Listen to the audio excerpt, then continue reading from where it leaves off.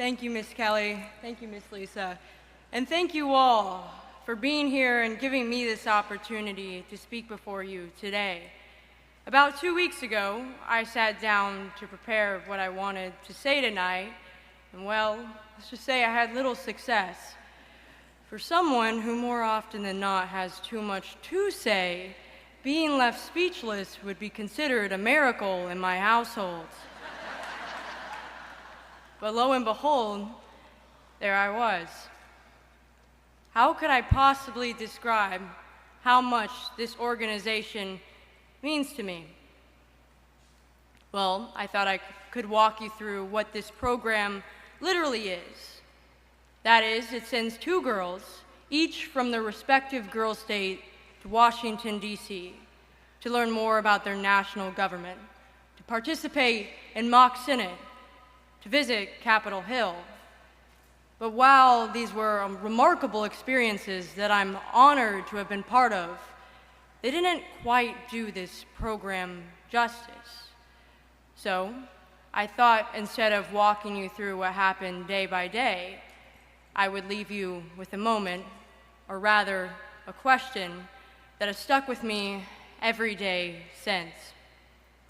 To give you some context, each presidential candidate had to go to 4 rooms for 10 minutes, where anyone in that room could ask you a question about literally anything. So essentially solving all the world's problems in 20 seconds. Sounds easy enough, right? And you'd think you get the same questions each time. Everything from inflation to global affairs. But I only got one question all 4 times. How do we address the polarization in our country? And I responded the same way each time. I said this: what we are doing now and what we have been doing this entire time. We can debate, heck, we can disagree, but above all else, we should listen and show each other respect.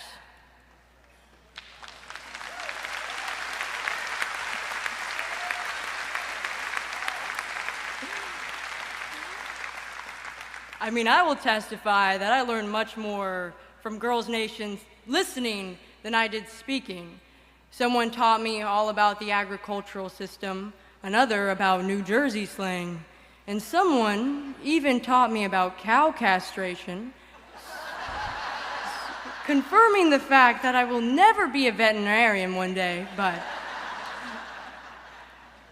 but none of this would have happened if both of us didn't open up our hearts and minds to listen to one another. And more often than not, we found that we were much more similar than we originally thought to be. After all, there are millions of brave men and women who have sacrificed their lives for us to have the opportunity to listen to one another, for me to have the opportunity to speak before you today.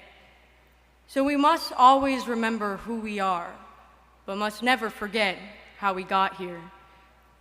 So I couldn't go longer without saying thank you to the people who got me to the point where I am today.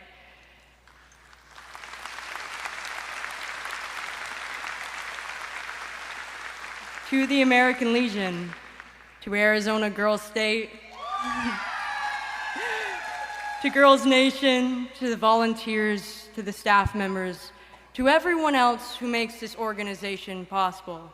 I know I speak for everyone who has been a part of this program when I say that there is truly nothing else like it.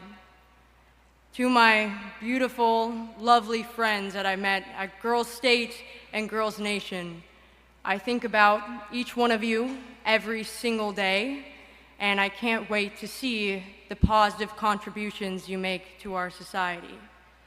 And last, but certainly not least, thank you to the family and friends who got me to the point where I am today. I would not have known about this program if it weren't for my mentor, Mr. Dan Twibel, and certainly would not be here without my parents, especially my mom, who is here today. Thank you, Mom, for always encouraging me to be shamelessly myself.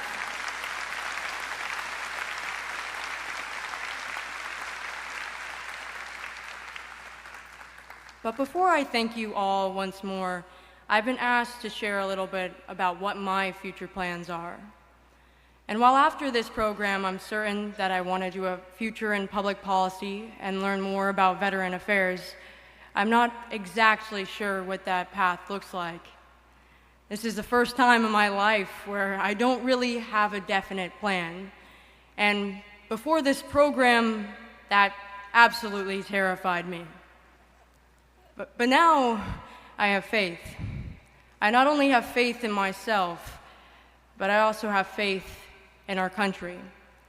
I know that if anyone that I met at both Girls State and Girls Nation has a part in our country's future, we are in very, very good hands.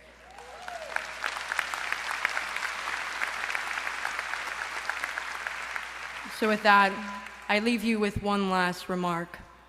Always be kind to each other, and always be kind to yourself. Much love, appreciation, and respect for you all. Thank you for letting me be here tonight, and most importantly, thank you for all you do for our community. Thank you.